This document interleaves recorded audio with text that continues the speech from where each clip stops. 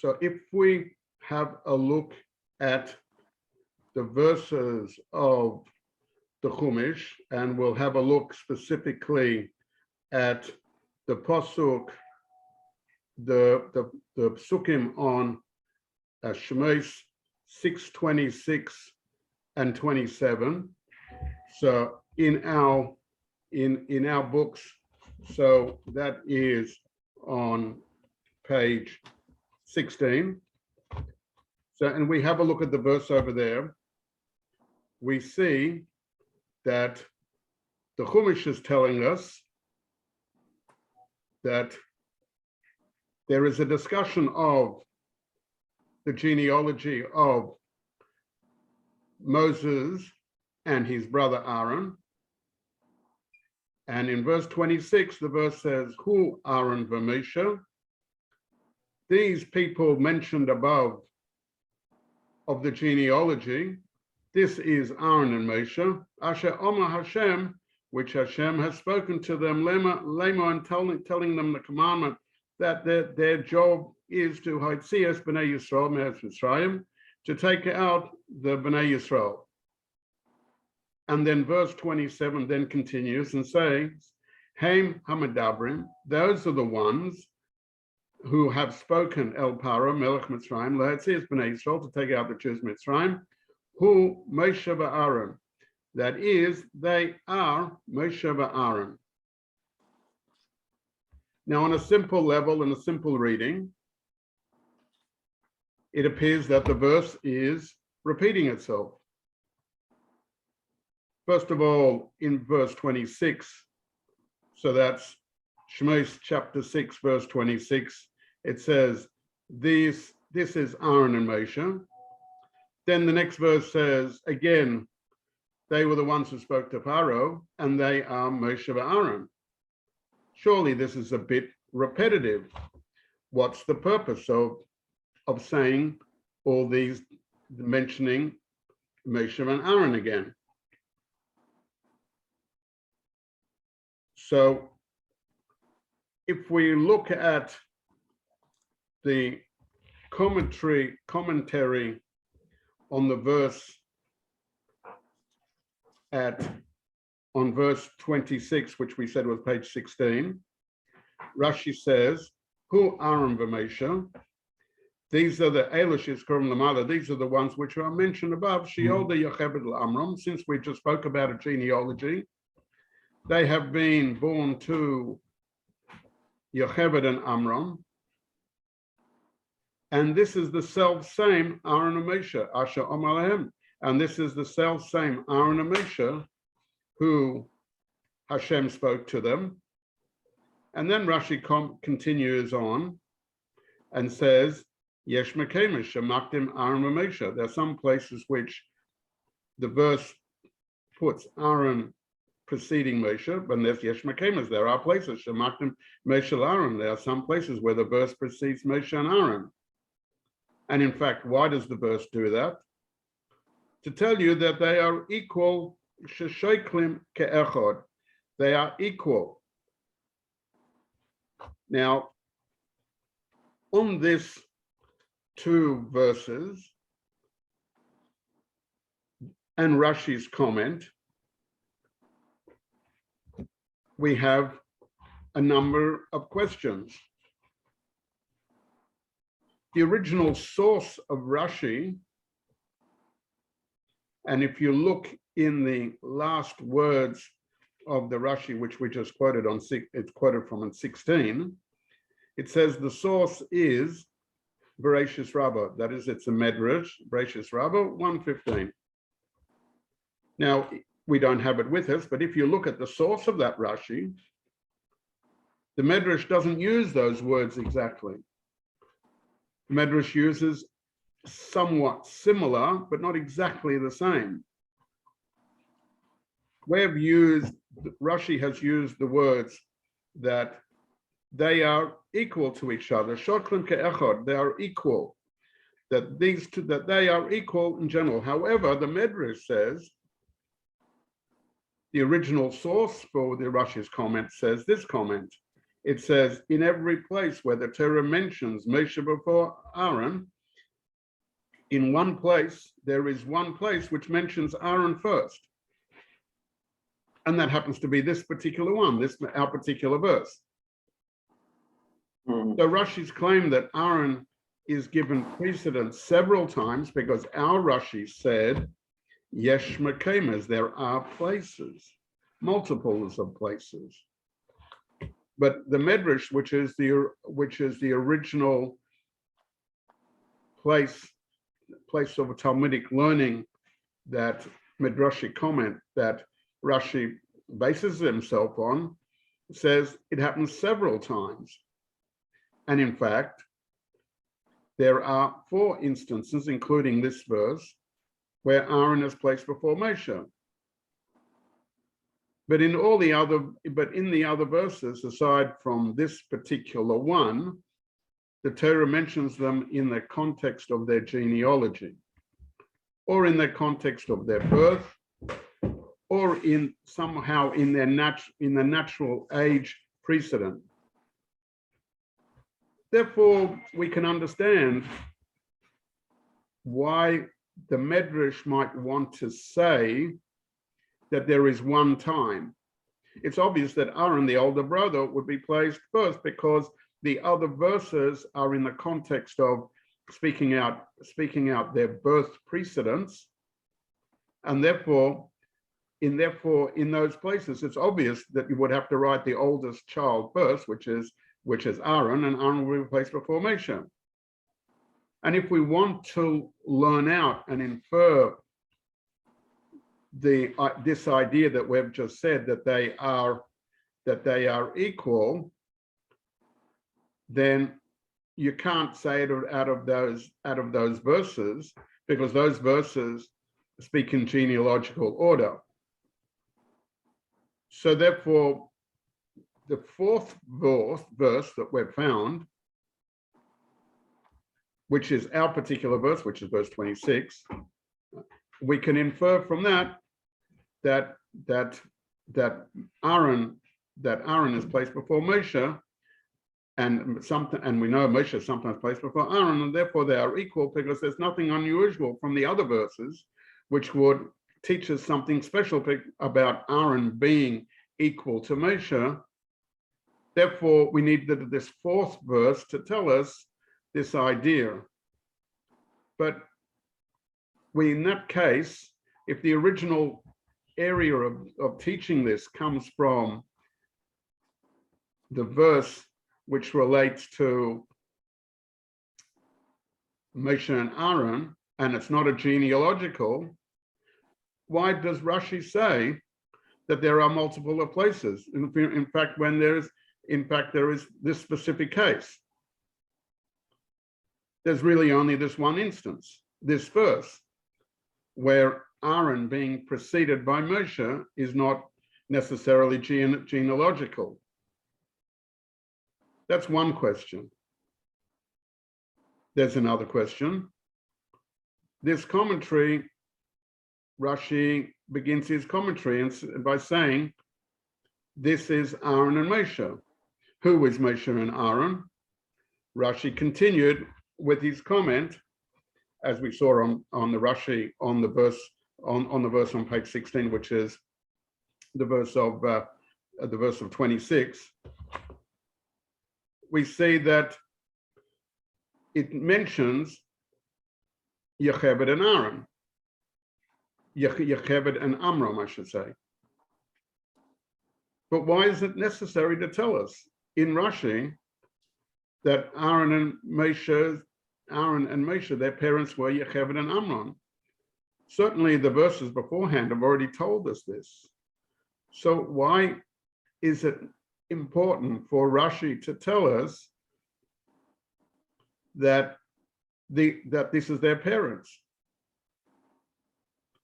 And if it is important to tell us it's the parents, then it implies something else. It implies that this verse, which has got Aaron placed before Moshe, is really a genealogical expression.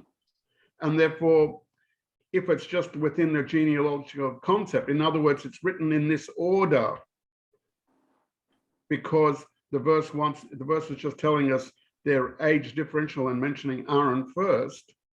Then we can't learn anything specific out of it, and therefore Rashi can't tell us, or Rashi can't infer from this that they are equal. It's just mentioning them in genealogical order.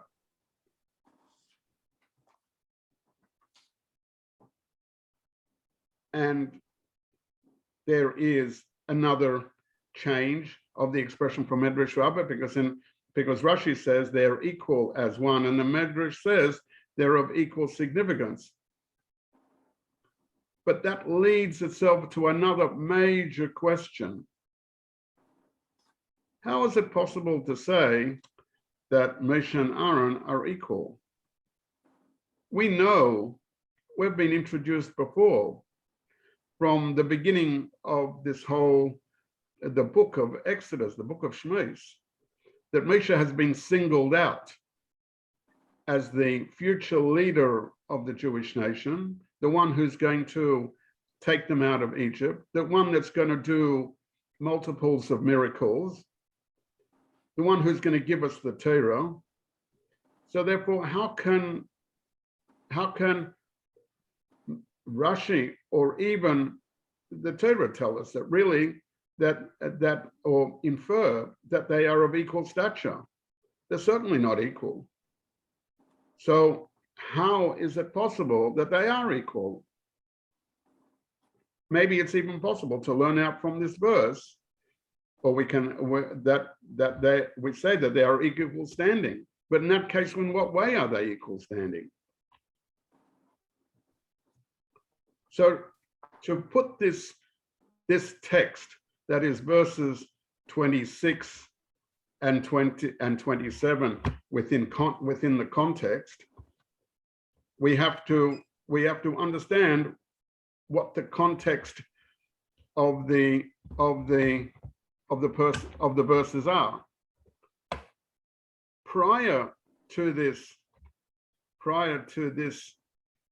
verses of 26 and 27, in fact somewhat earlier, that is in the verse in verse 13, we hear about that Hashem commands Moshe and Aaron to go to Paro and tell them they have to go out of Egypt. We note that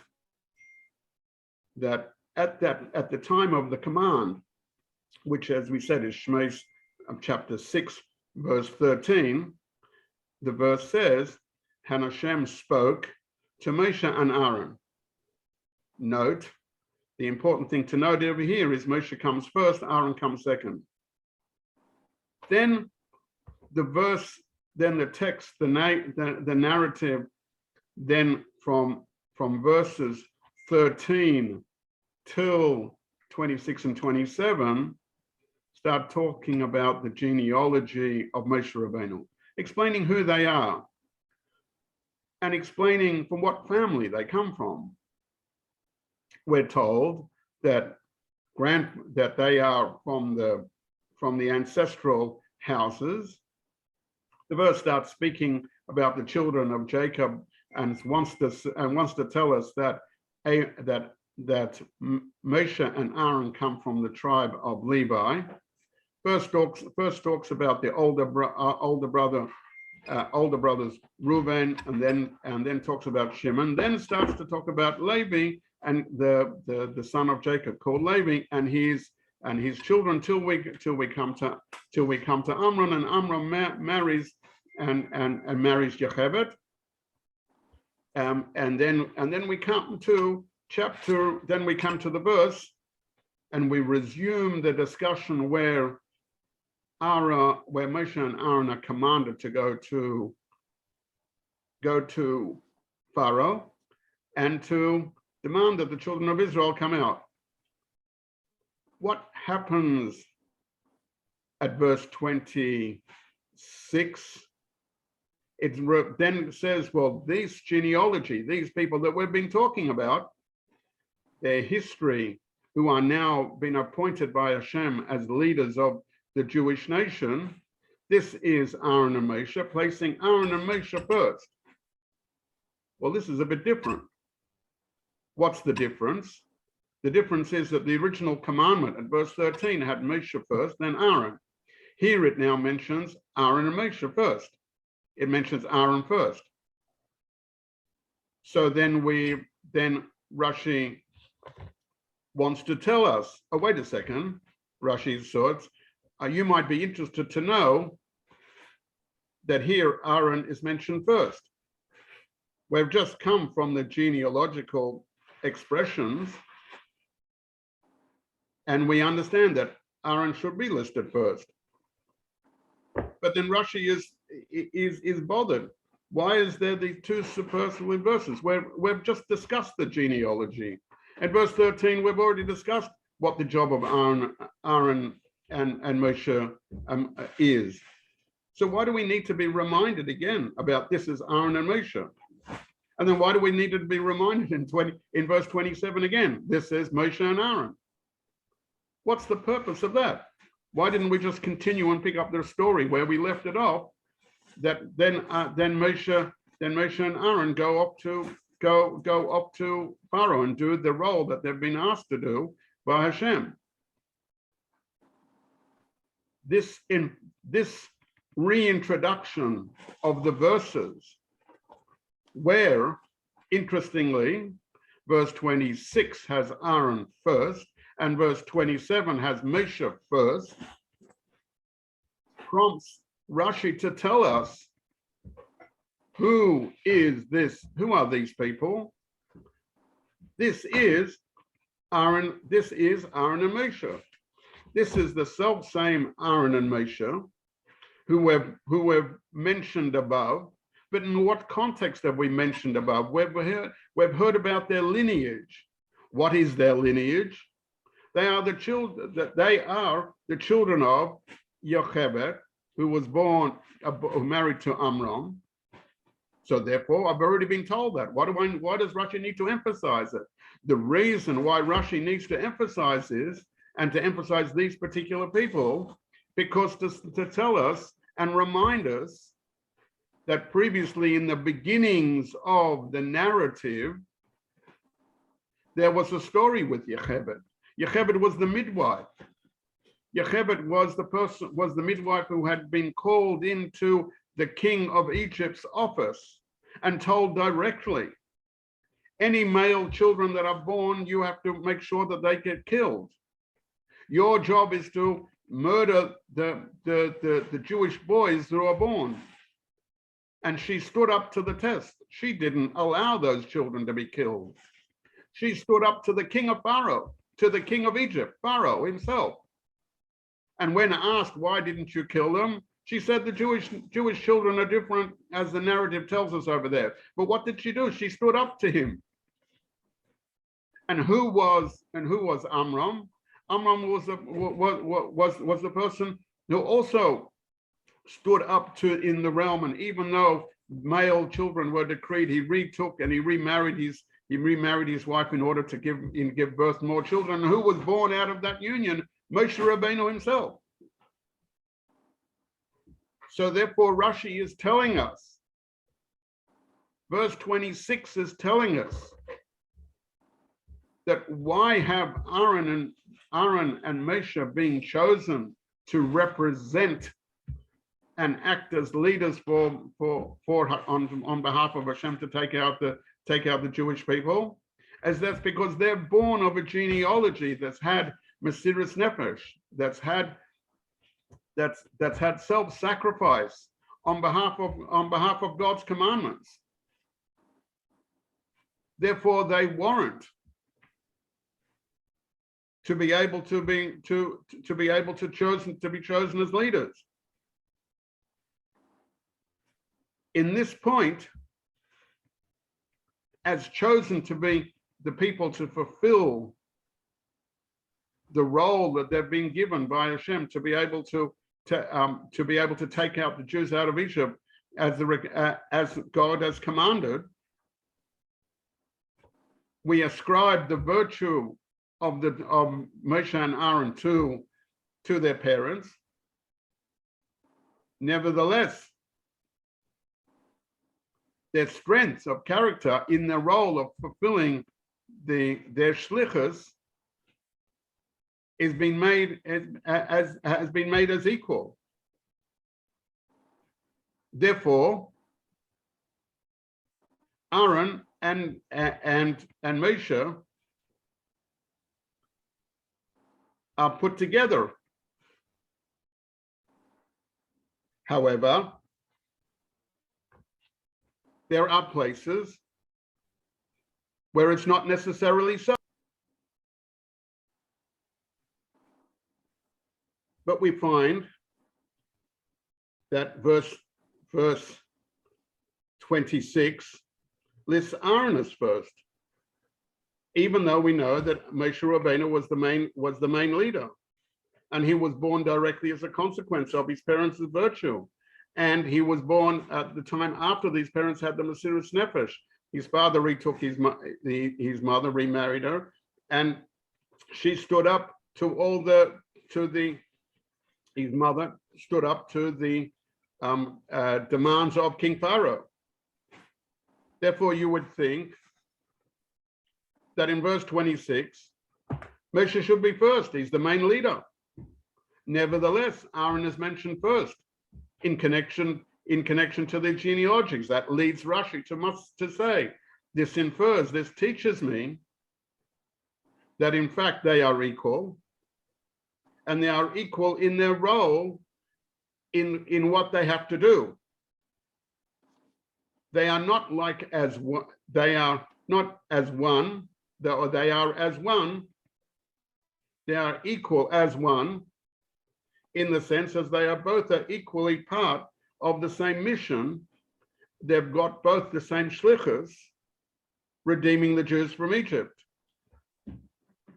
But now when we look at verse 27, when they are implementing the role of what they're required to do, and when they're when they're actually practicing the specific commandment of what Hashem has instructed them to do, who is the leader and who is the secondary person? The one who is controlling the events, and there's one who's doing the operational side. Moshe Rabbeinu is the leader, and Aaron is doing what he has to do to speak to him. So therefore, verse 27 then says, Hein medabrim el Paro. These are the ones who spoke to Paro, Melech Mitzrayim, Lotzis Bnei Yisrael, to take them out of Egypt. And who is it? It's Moshe Aaron. Moshe coming first. This is Moshe and Aaron, because in terms of implementing what they had to do, Moshe is the primary person. And therefore, Rashi makes the comment on verse 27, on exactly the same words, who this is Moshe and Aaron, with the names inverted, however, Moshe coming first and Aaron coming second. And then Rashi says, these are the same who in their shlichus and in their job, what they have to do, with tzidkosom, and in their righteousness of all the operational details, metchila v'atzot, from beginning to end, they are running it. And who's the leader of the group? Moshe Rabbeinu. And therefore he comes first. Hence, we can understand the original Rashi as follows. The original Rashi is really telling us as follows.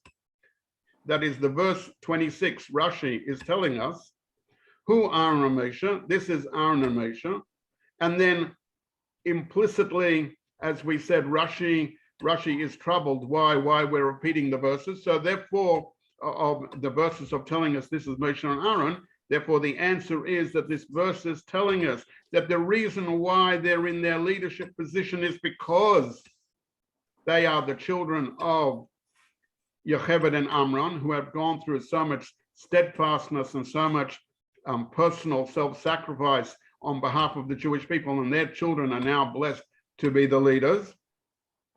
And there are some places where Aaron comes first. That is to teach you that they are equal in their sheshoklim ke'echad, that they are equal as one in relationship to the shlichus, in relationship to the overall role that they have to fulfill.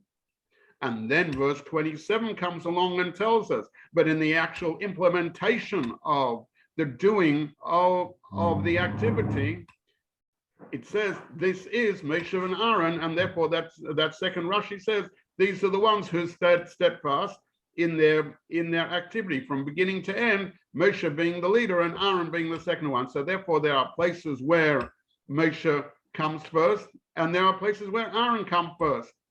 And therefore we understand that this is the ultimate role of the leadership group of Moshe and Aaron.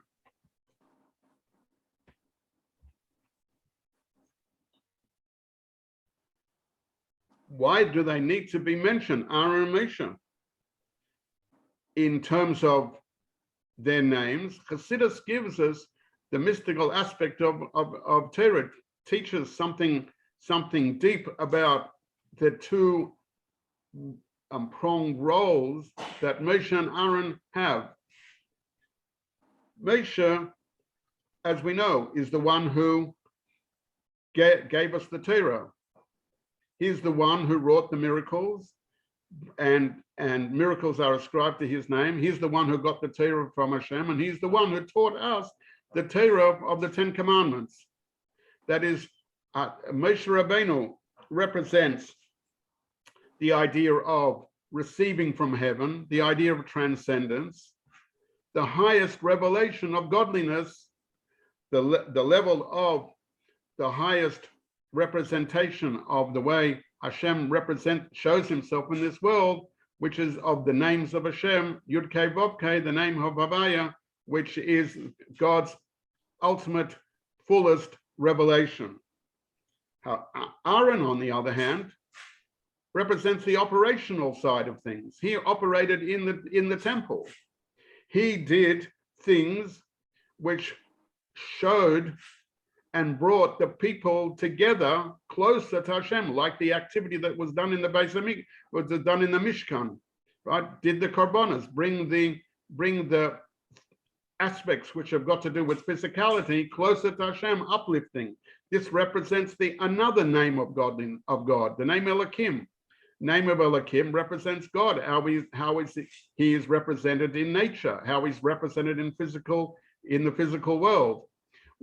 Our role is to bring and unite our understandings of Shem Havaya, of Hashem's transcendence, with Hashem's role in the world. That is to say, we need to unify the aspects of Moshe Rabbeinu as the leader of the Torah and the emotions of the people bringing a person closer to Hashem, our role of Aaron, and bring together and unify our understandings of Hashem, Yud Kei Vav Kei, and Hashem Elohim, and how Hashem is present in creation. So the fact that the Torah mentions sometimes Moshe first and Aaron second, and sometimes the other way around, Aaron first and Moshe second, this hints to the idea that this is all one. Hashem Echad. Hashem is one. Hashem in the level of transcendence, and Hashem as he exists in the physical world. These two realities of God as a creator, and God as the divine reality, and God as the producer of and the owner of everything in the physical world that gives us our sustenance and produces our food and everything that we need. This is all the same power of God.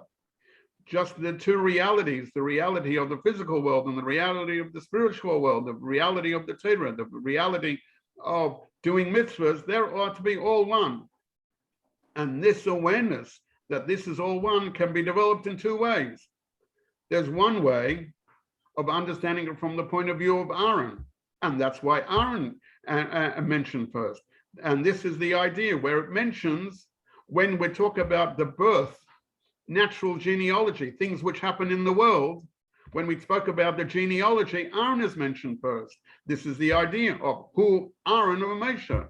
This is Aaron and Moshe, to whom Hashem told them the different the different commandments. That is to say that there is a divine revelation initiated by Hashem that shows us the unity that happens between everything that exists in the world and the upper realms.